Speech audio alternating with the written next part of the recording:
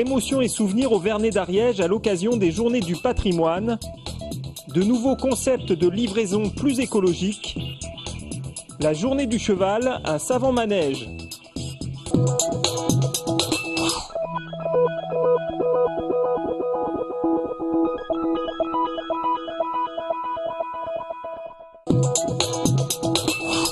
Au Vernet d'Ariège, les Journées du patrimoine offrent l'opportunité de raviver les mémoires.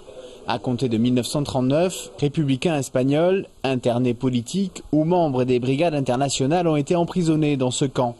Jusqu'à 15 000 personnes ont vécu, entassées sur 50 hectares. C'était un camp de concentration très répressif où il y avait des consignes de sécurité très strictes et c'était un camp réservé aux étrangers, hommes. En tant qu'étrangers, ils étaient suspects. Suspect de quoi, on ne sait pas, mais suspect et donc envoyé dans ce camp sans jugement. Habituellement, le musée accueille essentiellement des groupes scolaires. Aujourd'hui, certains visiteurs sont venus recoller les fragments de leur histoire, à l'image de ces sœurs, qui ont retrouvé la trace de leur père. Quand vous tapez votre nom, le nom de votre père et que vous le voyez apparaître sur une liste, c'est relativement émouvant.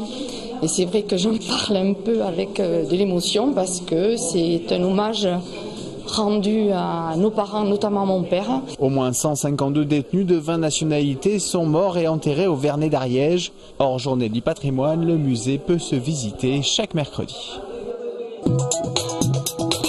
Mépirail, qui fédère les entreprises ferroviaires de Midi-Pyrénées, a organisé aujourd'hui une journée sur le thème de l'innovation. Alstom Transport et Siemens Mobility sont venus présenter leur nouveau mode de transport ferroviaire. Il y a une dernière génération de chaînes de traction qui permet de faire passer de la puissance dans un volume plus petit et dans une masse qui est plus petite. C'est-à-dire qu'avec un moteur qui est considérablement plus petit que précédemment, 30% plus petit, vous pouvez avoir la même puissance. Et ça, l'intérêt, c'est que cet espace disponible, vous le rendez aux passagers. Pour Siemens Mobility, la nouveauté est le guidage optique, ce qui permettrait de positionner un bus à moins de 5 cm du quai pour faciliter l'accès, mais aussi de recharger le bus directement en station. On travaille au développement avec des partenaires constructeurs de bus électriques où le bus va s'approvisionner électriquement en station pour recharger et va donc rendre un service de transport sans dégager aucune émission.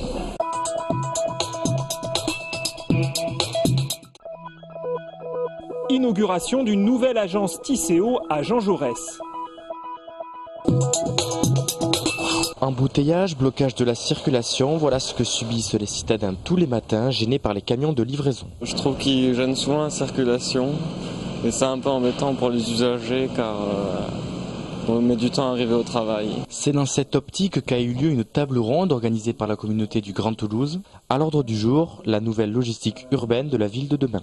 Je pense que nous avons pris largement conscience que il y avait effectivement un problème d'acceptabilité de nos véhicules dans les centres-villes et que les choses ne pouvaient pas perdurer telles qu'elles fonctionnent aujourd'hui et que c'est aussi aux transporteurs de faire des efforts pour rendre la cohabitation avec les piétons et les autres activités plus facile. Les sociétés concernées telles que Géodis et Altermobile entendent bien proposer des nouveaux moyens de transport à la fois plus pratiques et plus écologiques. L'avantage de notre concept, c'est un déplacement global, c'est-à-dire qu'on va limiter les embouteillages. On a des véhicules qui sont étroits, qui facilitent un mouvement dans la ville. Livraison en centre-ville en vélo électrique, un concept à suivre.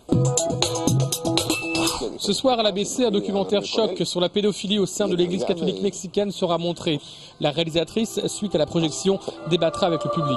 El problema esencial con la iglesia católica en este momento es el silencio por parte de los... Le problème avec l'église catholique par rapport à la pédophilie, c'est le silence des hautes autorités. Les crimes, parce que ce sont bien des crimes et non des péchés, ne trouvent pas d'écho auprès de la justice mexicaine. Ninguno de los altos jerarcas ni... Benoît XVI est incapable d'assumer que dans ses rangs, il y a des prêtres qui ont commis et qui commettent encore des abus sexuels envers les enfants. Agnus Dei, diffusé dans le cadre de Mexicop, montre que les victimes de pédophiles se sentent souvent coupables et participent elles-mêmes au silence. Le film parle de ce long chemin vers la libération et la reconstruction. Pour tenter sa chance de dompter l'équidé, des centres équestres ont ouvert leurs portes ce week-end dans toute la France. En Haute-Garonne, ils sont 25 à avoir joué le jeu, comme ici, au centre Hypothèse, près de Donneville. La journée du cheval, c'est l'occasion d'un plein d'émotions, sauce canasson.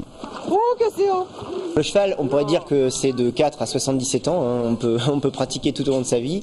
Pour les plus petits, qui découvrent leur schéma corporel sur un animal en mouvement, et pour les seniors, il n'y a pas de problème non plus. C'est une activité qui aujourd'hui permet de pratiquer sans risque, hein. Les méthodes pédagogiques ont énormément évolué. Et puis le bonheur de sentir sur un animal en mouvement et avoir des sensations merveilleuses, comme vous pourriez en avoir en motocross par exemple, mais sur un animal vivant, ce qui est merveilleux. Cette journée permet aussi de tordre le cou à quelques vieux clichés, comme celui d'un sport élitiste. Dans les faits, l'équitation, avec 700 000 licenciés, est le troisième sport le plus pratiqué en France, derrière le foot et le tennis. Pour les tarifs, comptez 13 € de l'heure pour le poney et 16 € pour le cheval. La pratique régulière demandera un budget d'environ 500 € par an. Enfin, pour se mettre en selle, rien de très compliqué. Avec 155 clubs en Haute-Garonne et plus de 500 en Midi-Pyrénées, il y a forcément de l'étalon dans vos environs. Aucun point encaissé, 3 essais inscrits. Le Stade Toulousain a fait le plein ce week-end face au Biarritz Olympique à l'occasion de la 4e journée de Top 14. Les hommes de Guinoves obtiennent le point de bonus offensif et se retrouvent 2e du championnat. Les 3 essais rouges et noirs sont signés Nyanga, Matanavu et McAllister. Le Toulouse Football Club est passé du doute à l'euphorie samedi soir à l'occasion de la 6e journée de Ligue 1. Le derby de la Garonne a accouché d'un scénario incroyable. Mené 2-0 à la mi-temps par Bordeaux, les hommes d'Alain Casanova sont revenus grâce à Tabanou, puis à une splendide volée de Capou. Dans le temps additionnel, c'est Emmanuel Rivière qui a endossé le costume de sauveur, apportant les 3 points au TFC. Grâce à ce succès, les Toulousains sont 3e du championnat.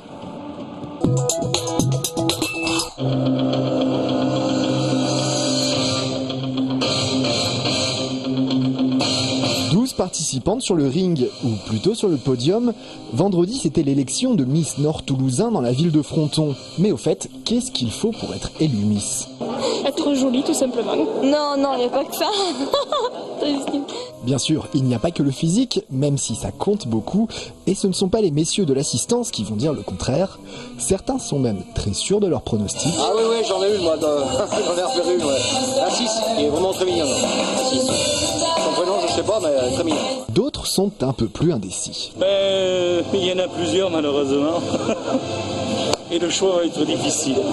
Finalement, c'est bien la numéro 6, Julie Desesquelles, qui remporte la couronne de Miss Nord Toulousain. Prochaine étape, le 7 octobre pour l'élection de Miss Midi-Pyrénées et peut-être le 3 décembre pour obtenir la tant convoitée couronne de Miss France. Moi, je suis content qu'elle ait gagné, hein, parce qu'elle est vraiment jolie, hein, franchement. Merci. Moi, j'ai été honnête, hein, parmi tout le monde, je suis ravi. C'est vrai. Je vous fais même un bisou. Ah, c'est gentil. Ça, c'est bon. Vous avez vu, hein? Oui.